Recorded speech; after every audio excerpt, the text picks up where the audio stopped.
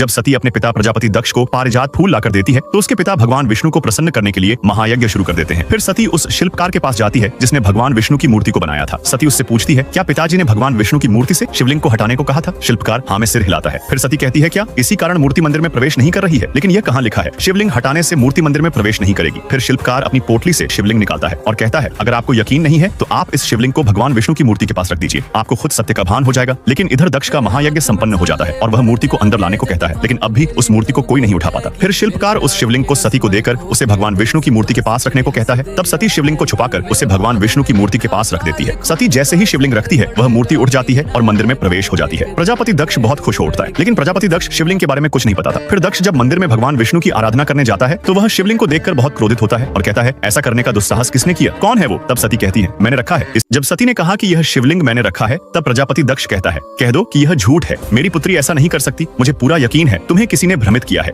दक्ष गुस्से से कहता है, कौन है जिसने तुम्हारे मन में ऐसे गलत विचार भरे? सती कुछ बोलती उससे पहले वहाँ ऋषि दधीचि आ जाते हैं। उन्हें देखकर प्रजापति दक्ष समझ जाता है और कहता है, तो आपने ही मेरी पुत्री को भ्रमित किया है। ऋषि दधीचि कहते हैं, भ्रमित तो आप हो चुके हैं जो भगवान शिव के पूजा अर्चना से दूर कर रहे हैं। तब दक्ष कहता है, आपके शिव में पूजा अर्चना करने के लिए है ही क्या? फिर दक्ष सती से कहता है, दोष मेरा है जो मैंने आज तक तुम्हें शिव के बारे में जानने से वंचित रखा, लेकिन आज समय आ गया है कि कौन है यह शिव। श्मशान में निवास करता है, भूतों, असुरों, अघोरियों के बीच बैठने वाला प्राणी है। ऐसे प्राणी को भला कोई भगवान कैसे मान सकता है? तब आर्षि दधीचि कहते हैं, यह भी स्पष्ट कर दीजिए, अघोरियों के वही शिव आपके भगवान विष्णु को इतने प्रिय क्यों है जो उनके बिना मंदिर में मूर्ति स्थापना स्वीकार नहीं कर रहे थे? और भगवान शिव को पाने के लिए किसी यज्ञ, कोई विधि, किसी की आवश्यकता नहीं है। शिव तो बस एक बेलपत्र पर ही अपने भक्तों के पास खींचे चले आएंगे। यकीन ना हो तो अनुभव करके देख लीजिए। फिर दक्ष बेलपत्र मंगाता है। आगे जानने के लिए कमेंट में हर हर महादेव लिख। जब प्रजापति दक्ष बेलपत्र मंगवाता है और सती को बेलपत्र देकर गुस्से में बोलता है, बुलाओ उस अभद्र शिव को, लेकिन सती चुपचाप खड़ी थी। तभी ऋषि दधीचि प्रजापति दक्ष के पास आते हैं और वह दक्ष से बेलपत्र लेकर सती को देते हैं और कहते हैं, सच्चे हृदय से उनका ध्यान करो, वह अवश्य आएंगे। सती ऋषि दधीचि से बेलपत्र ले लेती है और हाथ जोड़कर सच्चे मन से भगवान शिव का ध्यान करने लगती है। तब प्रजापति दक्ष को बहुत गुस्सा आता है, लेकिन उसके थोड़ी ही देर बाद वहाँ अचानक तेज हवाएं चलने लगती हैं। सारे भक्त नृत्य करने लगते हैं। फिर एक रोशनी की चमक आती है। सती उस रोशनी की तरफ जाती है। तभी वहाँ भगवान शिव प्रकट होते हैं। भगवान शिव को देखकर सती की आंखों में आंसू आ जाते हैं और जब सारे ऋषिगण जब भगवान शिव को प्रणाम करते हैं तो प्रजापति दक्ष को बहुत गुस्सा आता है। तब महादेव कहते हैं, आज प्रजापति ने मुझे कैसे स्मरण किया? तब दक्ष कहता है,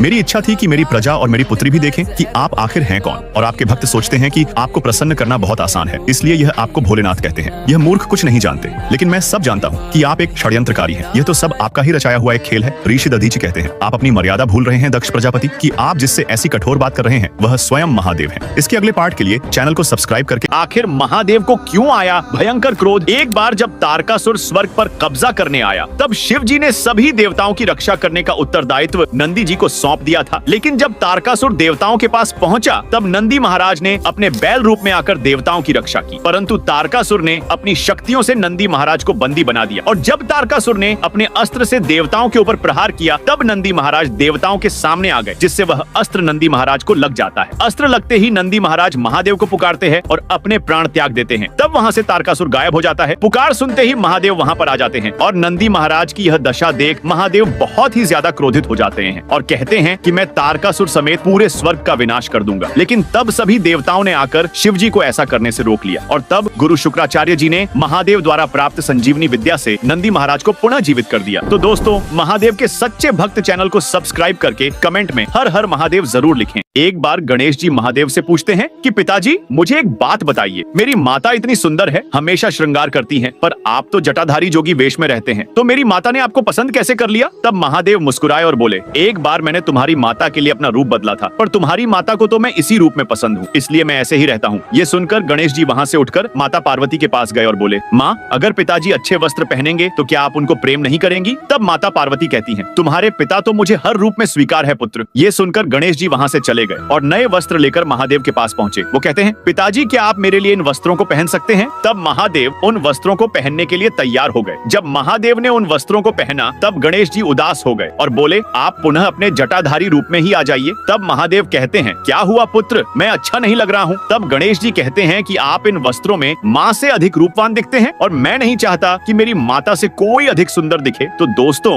चैनल को सब्सक्राइब करके कमेंट में हर हर महादेव जरूर लिखें। क्या हुआ जब परीक्षा परीक्षा लेने आए त्रिदेवों को माता सती अनुसुईया ने शिशु बनाया। एक बार परीक्षा लेने आए त्रिदेवों ने पहले अपना रूप बदलकर ऋषि बन गए। फिर त्रिदेवों ने कहा, हमें केवल ऐसी चीज चाहिए जिसकी उत्पत्ति तो हुई हो लेकिन स्पर्श नहीं हुआ हो, जैसे माँ का ममतामयी दूध। देवों की ये बात सुनते ही माता अनुसुईया पहले तो सोच में पड़ गई। फिर देवी ने मुस्कुराते हुए कमंडल से जल लेकर तीनों देवों पर छिड़क दिया। जल के छिड़कते ही तीनों देवता नवजात शिशु बन गए। उसके बाद देवी सती अनुसुईया ने तीनों नवजात शिशुओं को अपनी गोदी में बिठाकर दुग्ध पान कराया। जब तीनों देवता अपने धाम पर नहीं लौटे तो देवियों को उनकी चिंता सताने लगी। तब तीनों देवियां आश्रम में पहुंची और सती अनुसुईया से प्रार्थना की और पूछा कि उनके पति परीक्षा लेने आए थे लेकिन घर नहीं लौटे। तब माता अनुसुईया इशारा करती है कि जो पालने में झूल रहे हैं वही भगवान ब्रह्मा, विष्णु और महेश हैं। आप अपने अपने पति को पहचान कर साथ ले जाइए। तीनों नवजात शिशु के रूप में थे। फिर तीनों देवियां सोच में पड़ जाती है कि इनमें से हम अपने पतियों को कैसे पहचानेगी। आगे की वीडियो देखने के लिए चैनल को सब्सक्राइब करके कमेंट में पार्ट 2 जरूर लिखें। आखिर माता काली ने महादेव की छाती पर पैर क्यों रखा था?